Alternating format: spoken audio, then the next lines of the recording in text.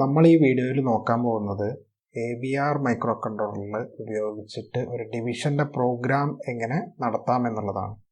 നമ്മുടെ AVR micro controller ഡിവിഷന് വേണ്ടിയിട്ടുള്ള instruction ഇല്ല എന്നുള്ള കാര്യം ഓർക്കുക. അപ്പോൾ നമ്മൾ ഡിവൈഡ് ചെയ്യണമെങ്കിൽ അതിന് വേണ്ടിയിട്ട് ഒരു പ്രത്യേക ലോജിക്ക് നമ്മൾ ഉപയോഗിച്ച് കഴിഞ്ഞിട്ട് മാത്രമേ നമുക്ക് ചെയ്യാൻ സാധിക്കുകയുള്ളൂ.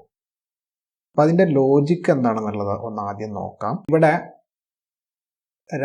ഒരു ഡിവൈഡ് ചെയ്യാനുള്ള ഒരു എക്സാമ്പിൾ കാണിച്ചിട്ടുണ്ട്. 88/10. അപ്പോൾ നമുക്കിത് നേരിട്ട് മൈക്രോ കൺട്രോളറിൽ ഡിവിഷൻ ഇൻസ്ട്രക്ഷൻ ഇല്ലാത്തതുകൊണ്ട് നമ്മൾ ചെയ്യുക കണ്ടിന്യൂസ് ആയിട്ടുള്ള സബ്ട്രാക്ഷനാണ്. അപ്പോൾ ഇവിടെ ആദ്യം 88 - 10 ചെയ്തു, നമുക്ക് ഉത്തരം 78 എന്ന് കിട്ടി. അത് വീണ്ടും 10 വീണ്ടും മൈനസ് ചെയ്തു, അവിടെ 68 എന്ന് കിട്ടി.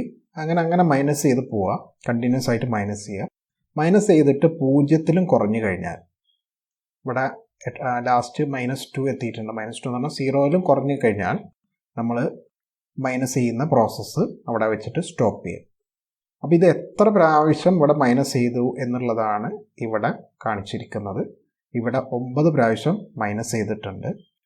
ഇതിന്ന് 1 കുറച്ചാൽ നമുക്കിവിടെ 1 കുറച്ച് കഴിഞ്ഞാൽ കിട്ടുന്നതായിരിക്കും ഇതിൻ്റെ കോഷ്യൻ്റ് എന്ന് പറയുന്നത്. 9 - 1 8 കോഷ്യൻ്റ് എന്ന് പറയുന്നത്. അതുപോലെ റിമൈൻഡർ എന്ന് പറഞ്ഞു കഴിഞ്ഞാൽ ഈ കിട്ടുന്ന ഉത്തരം -2 എന്ന് പറയുന്നത് അതിൻ്റെ കൂടെ ഈ 10 ആഡ് ചെയ്ത് കഴിഞ്ഞാൽ, ഏതുകൊണ്ടാണ് നമ്മൾ ഡിവൈഡ് ചെയ്യുന്നത് ആ നമ്പറിനെ ആഡ് ചെയ്യാം.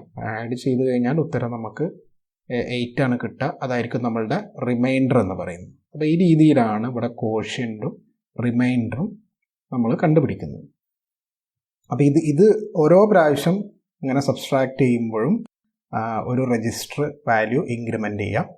പിന്നെ കണ്ടിന്യൂസ് ആയിട്ട് സബ്സ്ട്രാക്ട് ചെയ്യാൻ വേണ്ടിയിട്ട് ലൂപ്പ് ഉപയോഗിക്കുക. അവസാനം നമ്മൾ ഈ രജിസ്റ്റർ വാല്യൂവിൽ 1 കുറയ്ക്കുക. റിമൈൻഡർ കിട്ടാൻ വേണ്ടിയിട്ട് ലാസ്റ്റ് കിട്ടിയ ഉത്തരം അതിനോട് കൂടിയിട്ട് ഈ ഏത് നമ്പർ ഉപയോഗിച്ചിട്ടാണ് ഡിവൈഡ് ചെയ്യുന്നത് അതിനെ ആഡ് ചെയ്താൽ നമുക്ക് റിമൈൻഡറും കിട്ടും. അപ്പോൾ ഇതാണ് ഇതിൻ്റെ ഒരു ലോജിക്ക് എന്ന് പറയുന്നത്. അപ്പോൾ ഇനി എങ്ങനെയാണ് നമ്മൾ ഇതിനെ ഒരു പ്രോഗ്രാം ആക്കുക എന്നുള്ളത് നോക്കാം. അപ്പോൾ ഇവിടെ ഒരു ക്വസ്റ്റ്യൻ കാണിച്ചിട്ടുണ്ട്. Write an assembly language program to divide 88/10 and store quotient at memory location 401. അതുപോലെ റിമൈൻഡർ 402 സ്റ്റോർ ചെയ്യാൻ വേണ്ടിയിട്ട് ഉള്ള ക്വസ്റ്റ്യനാണ്. അപ്പോൾ ഇതിൽ ആദ്യം തന്നെ ഹെഡർ ഫയലൊക്കെ എഴുതിയിട്ടുണ്ട്.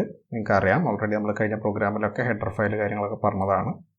അത് കഴിഞ്ഞാൽ ഒരു രജിസ്റ്ററിലേക്ക് നമ്മളെ ആദ്യത്തെ വാല്യൂ കൊടുക്കുക. ഇവിടെ 88 ആണ്, അതിന് ഞാൻ R16 സ്റ്റോർ ചെയ്ത് വെച്ചിട്ടുണ്ട്.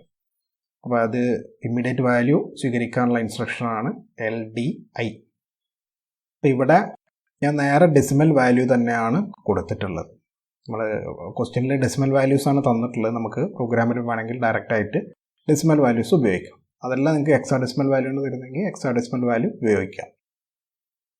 ഇനി രണ്ടാമതായിട്ട് കൊടുക്കുന്നത് നമ്മുടെ കോഷ്യൻ്റിനെ സ്റ്റോർ ചെയ്ത് വെക്കാനുള്ള രജിസ്റ്ററാണ്. ഇവിടെ R17 എന്ന് പറയുന്ന രജിസ്റ്റർ ഉപയോഗിച്ചിട്ടാണ് ഞാൻ കോഷ്യൻ്റിനെ സ്റ്റോർ ചെയ്യാൻ വേണ്ടിയിട്ട് ഉപയോഗിക്കുന്നത്. ഇനി അത് കഴിഞ്ഞാൽ ഒരു ലൂപ്പാണ്. ഇത്രയും ഭാഗം ഒരു ലൂപ്പാണ്. ലൂപ്പിനകത്ത് ചെയ്യുന്നത് എന്താണെന്ന് വെച്ചാൽ ആദ്യം തന്നെ നമ്മൾ ഈ രജിസ്റ്ററിനെ കോഷ്യൻ്റ് സ്റ്റോർ ചെയ്യുന്ന രജിസ്റ്ററിനെ ഒരു പ്രാവശ്യം ഒന്ന് ഇൻക്രിമെൻ്റ് ചെയ്യാം. ഇത് ഓരോ പ്രാവശ്യം മൈനസ് ചെയ്യുമ്പോഴും നമുക്ക് ഈ R17 എന്ത് ചെയ്യുക, ഒന്ന് ഇൻക്രിമെൻ്റ് ചെയ്ത് കൊടുക്കുക. പിന്നെ ഇവിടെ മൈനസ് ചെയ്യാണ് ചെയ്യുന്നത്. സബ് I എന്ന് പറഞ്ഞാൽ ഇമ്മീഡിയറ്റ് വാല്യൂമായിട്ട് സബ്സ്ട്രാക്ട് ചെയ്യാനുള്ള ഇൻസ്ട്രക്ഷനാണ്. R16 വാല്യൂ 10 കൂടി മൈനസ് ചെയ്യാം. അതായത് 88 - 10 ഇവിടെ നടക്കും. പിന്നെ ഇത് കഴിഞ്ഞാൽ BRCC എന്ന് പറഞ്ഞാൽ ബ്രാഞ്ച് ചെയ്യാനുള്ള ഇൻസ്ട്രക്ഷനാണ്. ഇത് എപ്പോഴാണ് ബ്രാഞ്ച് ചെയ്യാമെന്ന് ചോദിച്ചു കഴിഞ്ഞാൽ ക്യാരി ക്ലിയർ ആവുന്ന സമയത്ത്. അതായത് നമ്മളെ മൈനസ് ചെയ്തിട്ട് ഉത്തരം 0 മേലാണെങ്കിൽ ക്യാരി വരില്ല. ക്യാരി വന്നിട്ടില്ല എന്ത് ചെയ്യും, ഇങ്ങോട്ട് ബ്രാഞ്ച് ചെയ്യും. അപ്പോൾ വീണ്ടും ഈ സ്റ്റെപ്പുകൾ നമ്മൾ രജിസ്റ്റർ വാല്യൂ ഇൻക്രിമെൻ്റ് ചെയ്യും, വീണ്ടും സബ്സ്ട്രാക്ട് ചെയ്യും. അപ്പോൾ നേരത്തെ 88 - 10 പകരം പിന്നെ 78 കിട്ടിയിട്ടുണ്ടോ, 78 - 10 കിട്ടും. അങ്ങനെ കണ്ടിന്യൂസ് ആയിട്ട് ഈ ലൂപ്പ് ഇങ്ങനെ വർക്ക് ചെയ്യും. അങ്ങനെ അവസാനം മൈനസ് ചെയ്യുമ്പോൾ -2 കിട്ടും ഉത്തരം. -2 കിട്ടുമ്പോൾ ഇവിടെ ക്യാരി ഫ്ലാഗ് 1 ആവും. ക്യാരി ഫ്ലാഗ് അല്ലെങ്കിൽ ബോറോ ആണ് ശരിക്കും വരുന്നത്. പക്ഷേ നമ്മുടെ മൈക്രോ കൺട്രോളർ ക്യാരി ഫ്ലാഗ് ആയിട്ടാണ് ഉപയോഗിക്കുന്നത്. അത് 1 ആയി കഴിഞ്ഞാൽ പിന്നെ ഈ ബ്രാഞ്ച് ചെയ്യുന്ന അവിടെ വെച്ചിട്ട് സ്റ്റോപ്പ് ചെയ്യും. ഇനി അത് കഴിഞ്ഞാൽ നമ്മൾ ഈ കോഷ്യൻറ്റിനെ എന്ത് ചെയ്യണം, ഒന്ന് കുറയ്ക്കണം. കോഷ്യൻറ്റ് ഉണ്ടാവുക 9 ആണ്. ആ 9 ഒന്ന് കുറച്ചാൽ 8 ആവും. ആ R17 8 ഉണ്ടായിരിക്കും. അതാണ് നമ്മളുടെ റിസൾട്ട് അല്ലെങ്കിൽ കോഷ്യൻ്റ് എന്ന് പറയുന്നത്. പിന്നെ നമുക്ക് റിമൈൻഡർ കിട്ടണമല്ലോ. അപ്പോൾ റിമൈൻഡർ കിട്ടണമെങ്കിൽ നമ്മൾ എന്താ ചെയ്യേണ്ടത്, ഇപ്പോൾ കിട്ടിയ ഉത്തരവും ഈ 10ഉം കൂടി എന്ത് ചെയ്യാം, ആഡ് ചെയ്യാം.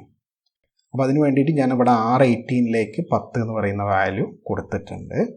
പിന്നെ R16ലാണ് ഇവിടെ നമ്മൾ മൈനസ് ചെയ്യുമ്പോൾ R16ലാണല്ലോ ഉത്തരം ഉണ്ടായിരിക്കുക. ഈ R16ഉം R18ഉം കൂടി എന്ത് ചെയ്യാം, ആഡ് ചെയ്യാം. ആഡ് ചെയ്താൽ നിങ്ങൾക്ക് എന്ത് കിട്ടും, റിമൈൻഡർ കിട്ടും.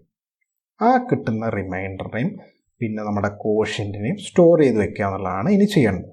അപ്പോൾ നമ്മുടെ ഉത്തരം കോഷ്യൻ്റ് ഉള്ളത് R17 എന്ന് പറയുന്ന രജിസ്റ്ററിലാണ് കോഷ്യൻ്റ് ഉള്ളത്. അതിനെ 401 സ്റ്റോർ ചെയ്ത് വെക്കാൻ വേണ്ടിയുള്ള ഇൻസ്ട്രക്ഷനാണ് ഈ STS 0x401, R17. അത് കഴിഞ്ഞാൽ പിന്നെ നമ്മൾ റിമൈൻഡർ ഉള്ളത് R16ലാണ്.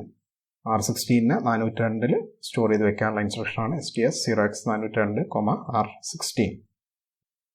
ഇത് കഴിഞ്ഞാൽ നമ്മുടെ പ്രോഗ്രാം സ്റ്റോപ്പ് ചെയ്യാനുള്ള ലാസ്റ്റ് ഇൻസ്ട്രക്ഷൻ കൂടി കൊടുക്കുക, ഹിയർ JMP ഹിയർ. ഇതാണ് ഡിവൈഡ് ചെയ്യാനുള്ള പ്രോഗ്രാം. നമുക്കിങ്ങനെ ലോജിക്ക് വെച്ചിട്ട് മാത്രമേ AVRൽ ഡിവിഷൻ പ്രോസസ്സ് ചെയ്യാൻ വേണ്ടിയിട്ട് സാധിക്കുള്ളൂ. ഇനി പ്രോഗ്രാമിൽ വലതുവശത്ത് എഴുതിയിട്ടുള്ളൊക്കെ ഓരോ ലൈൻ്റെയും എക്സ്പ്ലനേഷനാണ്. കമൻ്റ് എന്നാണ് പറയുക.